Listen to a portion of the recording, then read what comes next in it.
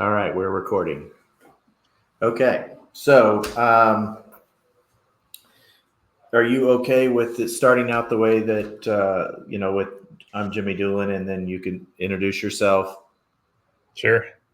All right, and then like so if we then next go with you can say, and this is ABC. Um, and I'll say, and so if you say this is ABC, and I'll say, what's ABC, you ask? And then you can say it's an agent, and I'll say, and a broker. And then we can say together conversation. Does that work? Okay. And then, so it's an agent and broker conversation. And I was just kind of being a wise ass saying, of course, you should know that of course an ABC stands for that. And then it doesn't matter to me who, but where we talk about everything real estate, and the other person can say without a bias. So I'll say we'll talk about with everything real estate. You say without a bias. Okay. Does that work? Yeah, I'll try to remember that. and then I'll go into. Well, actually, why don't you interview me first? Okay. And then I think we should both. I think we should both include what do you hope to accomplish wherever you want to do it, but somewhere in there, I think that it should include what do you hope to accomplish with ABC, where we both just kind of give a minute or two explanation. Okay. Does that sound good? Sounds good. Yep. All right. You ready? I think so. All right, here we go. Hi, I'm Jimmy Doolin. And I'm Tyler Royke. And this is ABC. Agent. Remember, I can edit this. Go ahead. Agent broker conversation.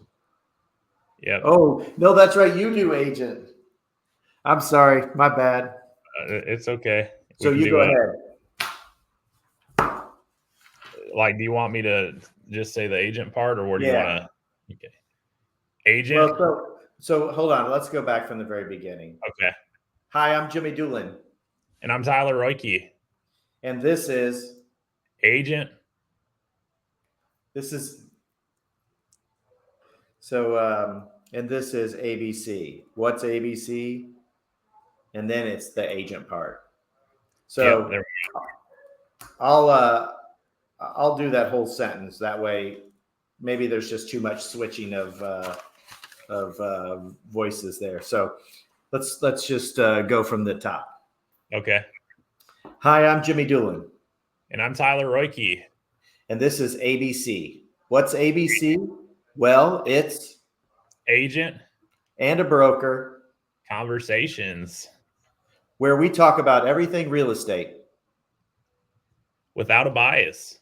And this is episode 0, where we're just getting started. That's right.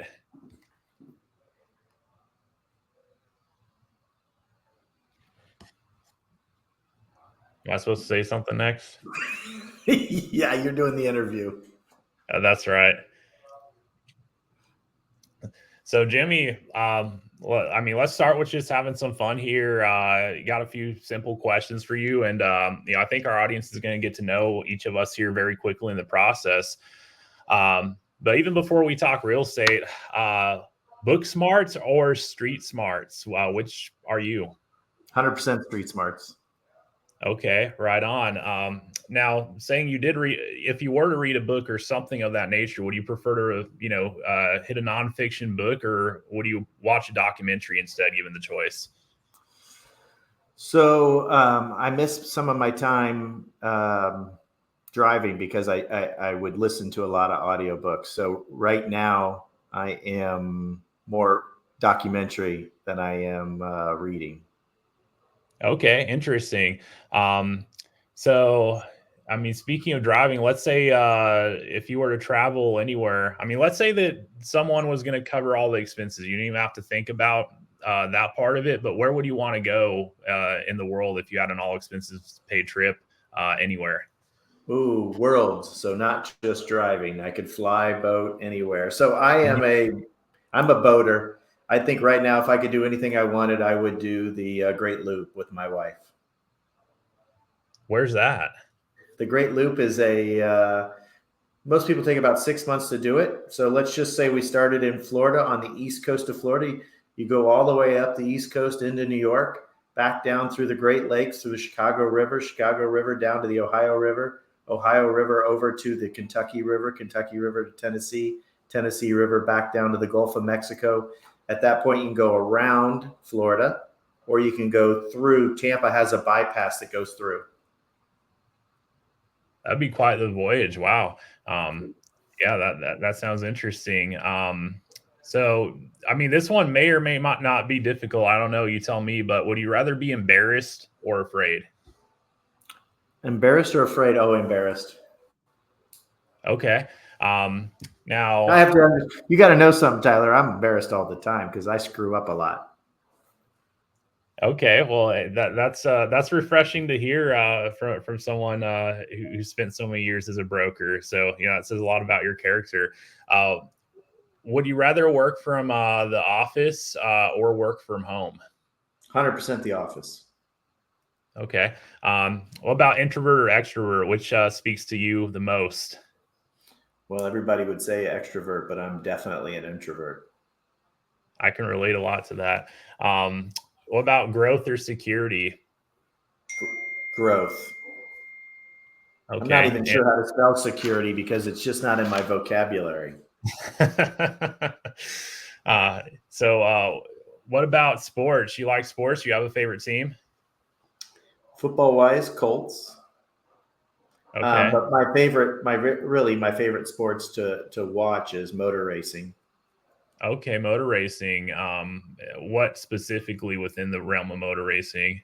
Open wheel. I'm an IndyCar. Being from Indianapolis, I'm an IndyCar fan as well as F1. So I like open wheel, Grand Prix style racing. Okay, that's really cool. Favorite band, artist of any sort? You know what? I don't put anything in I have such a small amount of capacity in my brain that I don't have a lot of information in there that is useless to me. So I don't know music. I mean, my wife would tell you I don't know a darn thing. I know food and real estate, and I know how to build culture, and I got a really small few things I can do okay at. On that note, what's your favorite food? Well, I like soul food. I'm a barbecue guy by heart, but I went to culinary school, so I can cook anything. Last night was my wife's birthday, and I made her a butter poached cod with asparagus and rice, and turned out beautiful. So I can do anything, but truth be told, I love sitting around with a cigar and a bourbon next to a smoker. That's awesome. If we're at the same event or something, I definitely want you doing the cooking. And then last fun question, then we'll talk some more real estate. But what's your dream car? Oh man, I have so many cars. I've got a 1914, a Porsche 914 right now, and I want to have it resto mod with 1511 out of England. That would be right now today, if I could either that or I'd love a 993 by Singer. Those would be, I don't know, Porsches. I'm a Porsche guy. So Porsche, and I like Ford trucks. That's awesome. Yeah, Singer would be incredible. I can only imagine. But yeah, let's talk more real estate if you're up for that. I mean, I feel like we both kind of live and breathe it at this point. But what age, Jimmy, did you decide to pursue a career in real estate? 1991, September 91, 21 years old, dropped out of college and started into real estate. And why did you do that? I read a book, The Art of the Deal, And it was the first book I had ever read cover to cover. I read it over a weekend, walked into class, raised my hand, and told my professor that I was done. That's interesting. Come to think of it, that was probably one of the first books I read related to real estate too. Oh, really? No, it was my first book, period. No, I didn't say real estate. I said first book. Okay. And then what was the best year you had production wise? You remember when that was as an agent? 2007, 30 million. 30 million. And what was your number one lead source that year? It was referrals. The year prior, 2006, started a campaign called Falling on the Sword, and I called everybody I'd ever sold a house to. So I started in 1991, and in 2007, I went through and called every single client and had a really short script. It went like this. We'll role play it, Tyler. You answer when I call. Ring, ring. Hello? Hey, Tyler, Jimmy Doolin. Does the name ring a bell? No. No, that's unfortunate, and that's my fault, Tyler. See, I'm the guy that sold you your house, but I've done a horrible job keeping in touch with you. Does the name ring a bell now? Oh, yeah, Jimmy. Yeah. I know who you are now. I knew I did a terrible job, Tyler, because I've never gotten any referrals from you, and typically by now, 3 years into it, I've received 3 or 4 referrals a year. So it's my fault. I'd like to correct that. How can I do that with you, Tyler? Is it too late, or would you allow me an opportunity to mend that relationship? I mean, sure, Jimmy. I mean, what do you have in mind? I'm definitely open to repairing the relationship here if that's what you want to think it is. And that's how it went. So I called every client I'd ever sold a house to, and that was what the conversation was like. Most people, when you take responsibility, most people will rescue you. You were a little harder than the average person because most people are like, oh my gosh, of course I know your name, Jimmy. And then I'd say, well, I wasn't sure because I never gotten any referrals from you. That's not your fault. It's my fault for not doing a better job of communicating with you. But that's how it went down. Okay. And at some point you shifted gears and became a broker. What was your best year as a broker? 2007 was my best year because that was my last year. And 2008, I bought my brokerage. And 2016, the brokerage that I was building and had built, we did right at $1 billion in sales, about $984 million, about 4,500 transactions. So that was our best year ever. And what made you decide to pursue a broker's license after the success you saw as an agent? Well, I had 2 children. I have 2 children, and I wanted to be a dad more than anything in the world. I was married, wanted to be a husband, and I didn't take those responsibilities lightly, and they were more important to me. So I was looking for a way to create income without it hinging solely on my ability to sell a house. So a little bit from a lot of people versus a lot from just me. And that was the philosophy. So I went down that path. Which, the proverbial happy wife, happy life. So it worked. It worked great for my family.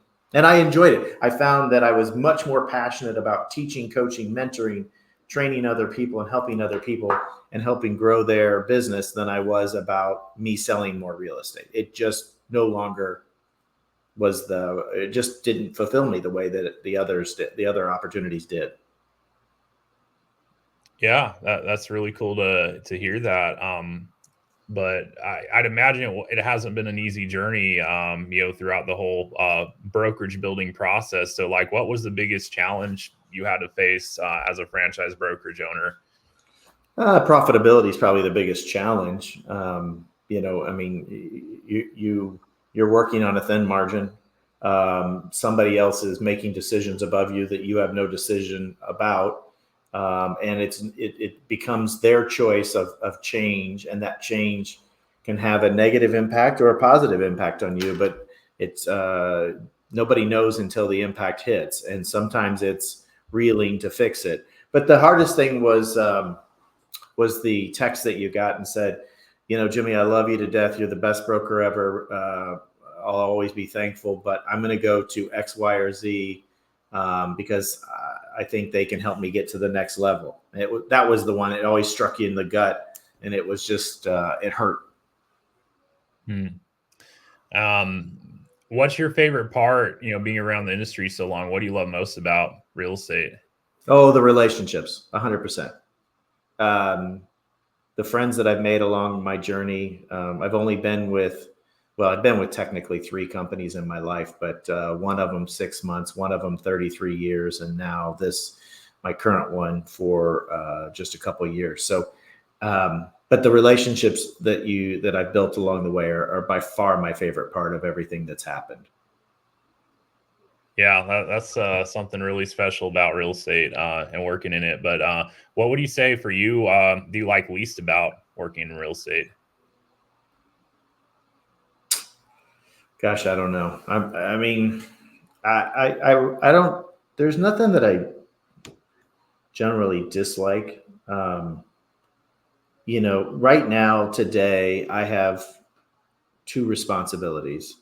One is to grow agents, help agents develop themselves into the agent that they wish to be, or the team leader, or the broker, or anything else, whatever it is that they're trying to do with their business. That's my number one. My number 2 is agent attraction. So I'm developing agents and attracting agents, and those are really my 2 roles. And that's why I'm in the position that I'm in today, because I moved away from the 3rd role, which was the administrative aspects of owning a very large brokerage. Because with my previous brand, I was 14th largest in the entire industry for them, and with that, I had $1 million in payroll and lots of other obligations and things that pulled me away from doing the 2 things I want to do, and that's meet with agents to talk to them and share with them what we have to offer and why we think we can help them be better, and then with the agents that are with us, helping them become better and maximizing their business and their opportunities. So, yeah, I'm only doing the things I like right now, honestly. That's a great spot to be in. Who would you say is your role model? Maybe, I mean, it may or may not be now, but even looking back over the course of your career, like, who would you say that person was? Well, I mean, if I were to pick a single person, my grandfather probably had some of the largest impact on me in my life. He wasn't really, I wouldn't say a business role model, because he was a W-2 employee, but he had worked incredibly hard, came from very meager beginnings. But so I would certainly put Grandpa in there because of everything he accomplished. In terms of real estate, I've had a lot of people come in my life and inspire me and help me from a real estate perspective. So that list would be pretty long. And there's not a person that's been with me the whole journey. There are people that have influenced me and impacted me and helped me at different parts of that journey. So the real estate role models would go on forever, because my wife and I and our family did the Strength Finders. I don't know if you've ever done that or familiar with it, but one of the strengths that I have is identifying something in other people. So that's one of my strengths. So even you, when I met you, I reached out to you because I saw something, like, I was like, man, this guy's really got some great information from his background and what he's done. So so many people have had an impact. So even if, my new friend, Tyler, right next to me, you've had an impact on me as well, friend. That's amazing. What's the greatest thing, in your life up to this point that you'd say you have achieved? I've been married 26 years. That's awesome. I mean, it is. Having fallen in love, and I joke around about falling in love because you don't ask the right questions when you fall in love. Like, you ask them if they like Italian food, or they like steaks, or if they like basketball, or they like football. But what you don't ask them are the really important questions, the ones that'll really mess up a relationship. It's questions like, do you dress up for Halloween? Things like that could really turn a relationship upside down. Because if you dress up for Halloween and I don't, man, every Halloween we've got a problem, right? I'm not a costume guy. Thankfully, I married a non-costume woman. But things like that. But yeah, I'm lucky. 26 years married, 28 years together, 2 beautiful children. So I'm incredibly thankful for all of that. I love to hear that. What's one goal or dream that you have that you haven't yet achieved, that you see real estate being the vehicle through which you'll be able to accomplish it?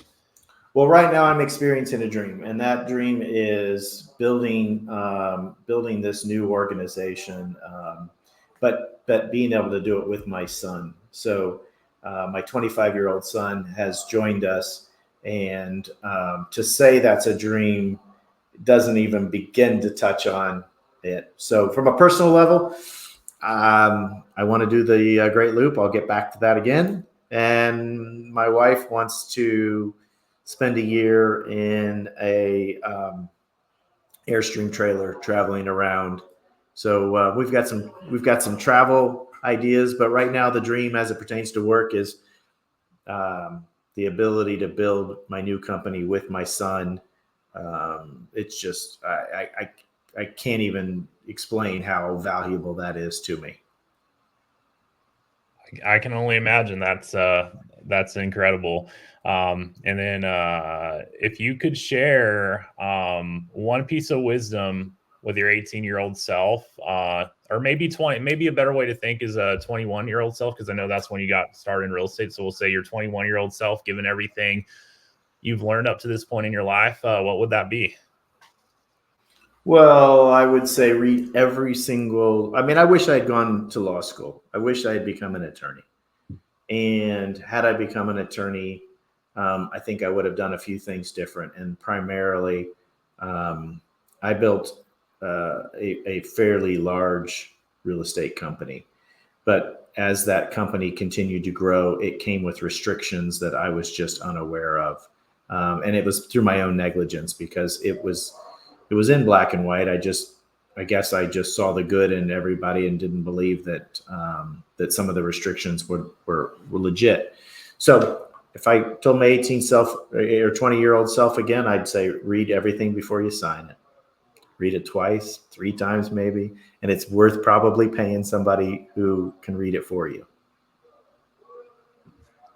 Makes sense. Yeah, hindsight's always 2020. Amen. What do you hope to accomplish with ABC? So yeah, I mean, I think this agent broker conversation is, this stemmed from years in my conversation, and realizing that through our experiences we bring different things to the table. I've wanted to get into some sort of podcasting format. I've wanted to share. So I guess for me, what I'm hoping for is I'm hoping to be able to share my experiences as a broker owner, and with people who can learn from them and maybe find some value. So if something that you and I can share is impactful or helpful to another person, I'll be tickled to death. I'll be beside myself, and I will think it was a absolute 100% success. But otherwise, I want to have some fun. I want to unbiasedly talk about anything and everything we can. I'd love to create a following of people who are interested, and I'd love people to interact with us and share and ask questions and, challenge us to go do more research or whatever. So yeah, it'll be all good. All right, let's flip the seat here. You get on the hot seat. Okay, I'm there. Where were you licensed? July 2015. Favorite car? Pagani. Oh man, you're expensive. Oh yes. What year are you going to get one? 2030 would be the that would be ideal. But 2030s is definitely the goal with that. And yeah, if anyone knows, it is quite an expensive car, but yeah. All right. So, have you spent your entire career as a agent, and so never been the broker owner of a firm? Correct. I've never been a broker. In Texas, I meet. I met all the broker requirements except taking the exam. I think I even took the additional course. I just never got pursued the license on the broker side. And you're located whereabouts? In Texas. I'm from San Antonio, so I kind of still think of that as home today, even though I live West Texas. But perhaps soon we'll come back to the Central Texas area. And what companies have you been affiliated with? I started with Keller Williams in 2015. And then after 8 months there and getting my first couple deals done, I switched to a local so-called 100% brokerage, independent. And then I was there for another 8 months, closed quite a few more deals there with some momentum being built. And then after eight months with the independent, I joined eXp Realty. What year was that? December 2016 is when I joined eXp Realty. Okay. All right. So you've been with eXp for quite a while. Oh yeah. All right.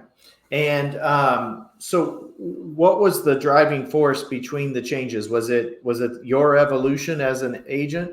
Was it the models? Was it the tools, the compensation? Like what drove you from your first change to your second change?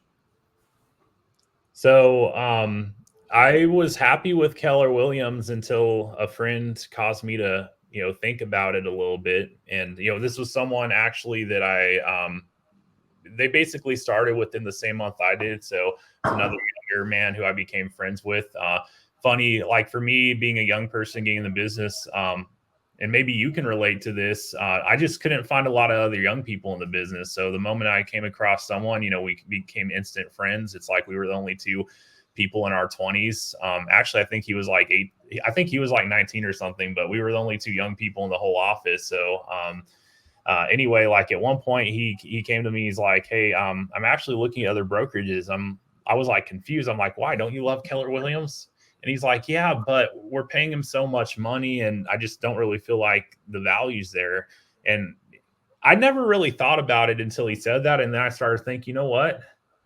I joined them for the training. I haven't attended it since my first month. And they didn't really have new training for me to plug into on an ongoing basis. So I'm like, well, so what are you looking at? And he told me, and that's where, he told me about this independent. He was telling me, oh, they let you keep all your commission minus the flat fee. I'm like, oh, really? I didn't even know that was a possibility. And he told me about the broker. I'm like, he sounds like he's pretty smart. Can you introduce me to him? So he did. I had a conversation. I'm like, wow, this guy's really smart. He's, got a really good setup here. And for me, it was the right fit at the time. So that's why I moved.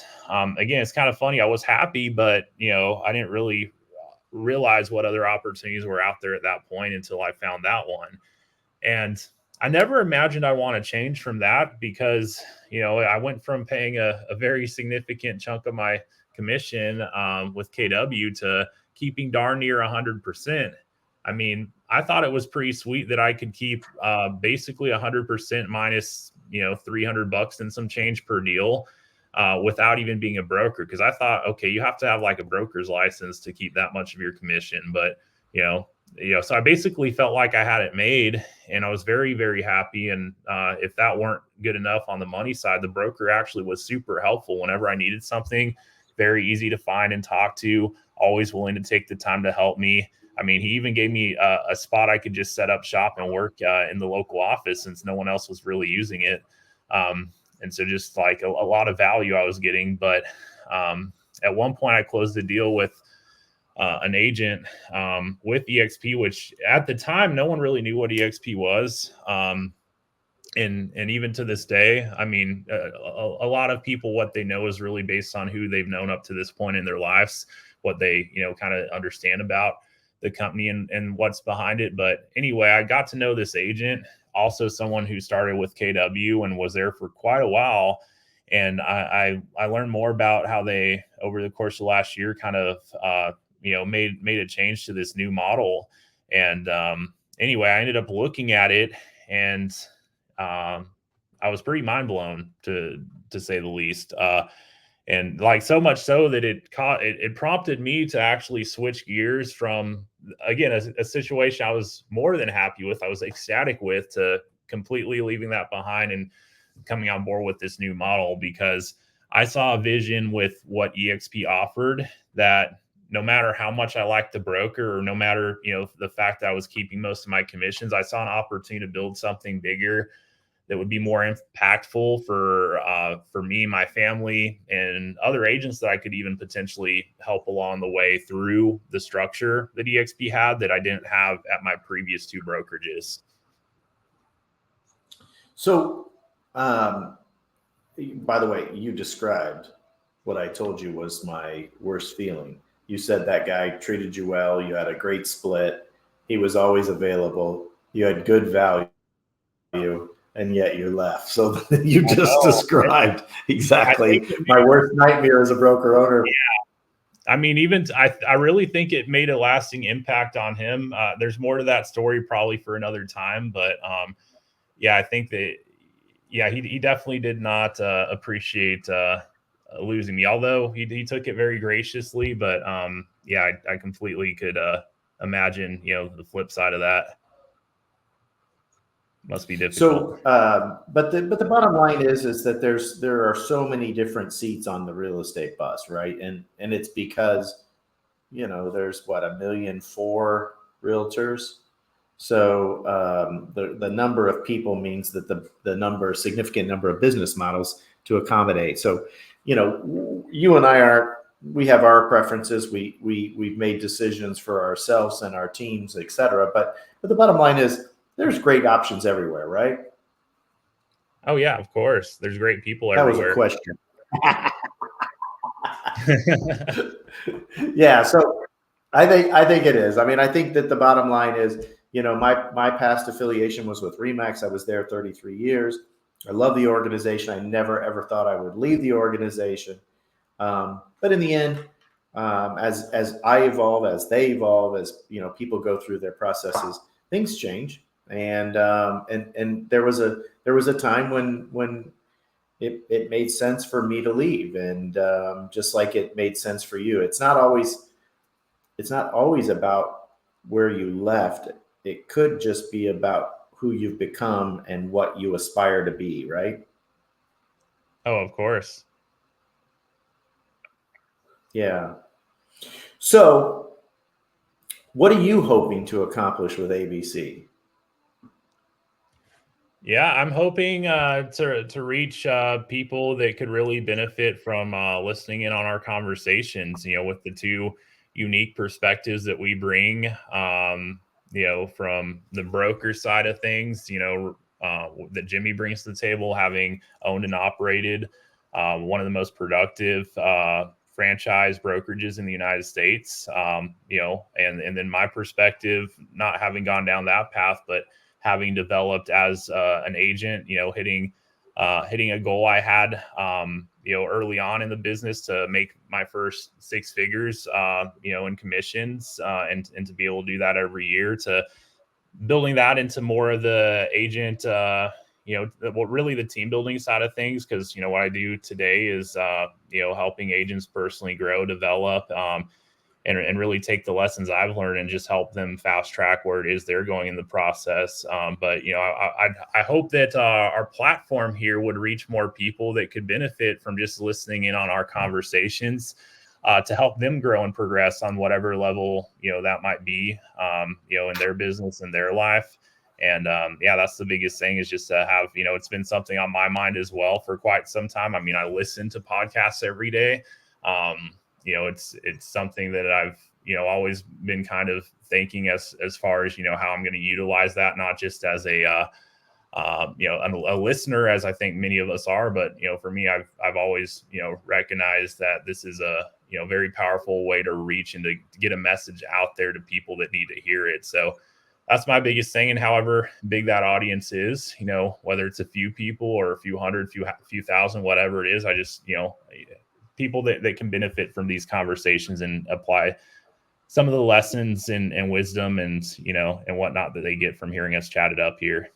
So why don't you give us the nickel tour of your current business as so that when we're done with episode 0 here, we won't have to bore people with our life's history, right? We can just talk about fascinating and interesting topics. So your role today, your organization, the size of it, you've said you're with EXP, so we've got that part. But why don't you give us kind of who Tyler is today in his current role, and that way it kind of shapes your perspective that you're going to bring to our conversation. For sure. So yeah, today I run a real estate sales organization spanning over 30 states. It's about 280 agents as of today. And, I have a tighter knit group. I call it a team. It's not a traditional local team, but, for me, I call it a team, and, the people who are part of it understand it. But it's more of kind of a culture that's been built out with that, where there's a like-mindedness, a lot of similar goals between the members of that. And for most of them, it's about, kind of twofold: building their production-based business and income that comes with that today, serving clients on the buy, sell, investing side of the business. And all of them share a goal of not only wanting to have a great income that they're providing for them and their families in real estate, but they also want to secure themselves financially for the future, specifically utilizing real estate as a vehicle to do that, which, as I've come to find, is kind of a unusual thing in our industry. I feel like it shouldn't be, but according to NAR, 95% of realtors don't invest in real estate besides their house if they own it. But that's kind of a common vision and mission with the team. And for me, it's about helping people who are part of that get there. And then over time, if I meet people that, that there's alignment between where the team's going and, where they were wanting to go, there's an opportunity for the right people with that. But what I do is more from the leadership standpoint, just helping agents grow, develop, and build their business. And, with that, my organization grows as well, just based on helping other agents find success within it. And again, what's unique about my business, I'd say, compared to a lot of times you hear the word team, usually team is a local thing. Mine, to me, it doesn't matter where someone's at geographically, because I have the ability to, help with a lot of the key resources and things they'll need to grow personally, professionally, as well as to take their business and, build upon the production wherever they're starting with today, whether it's, whether they're already closing 10 deals a year and want to take that to 15 or 20, or whether they're starting at ground zero and just trying to figure out how to build up that initial client base. I have, different ways to help different people depending on where they're at on the journey within my team. And it's called The Herd. Gotcha. Excellent. And you're and the Herd is based out of Texas. Well, I'm based out of Texas, but the Herd's everywhere. But I mean, since you're there and you're the leader of it. Sure. Yeah. I mean, that's what I don't know. Maybe it's wrong. You are far more versed in the EXP world.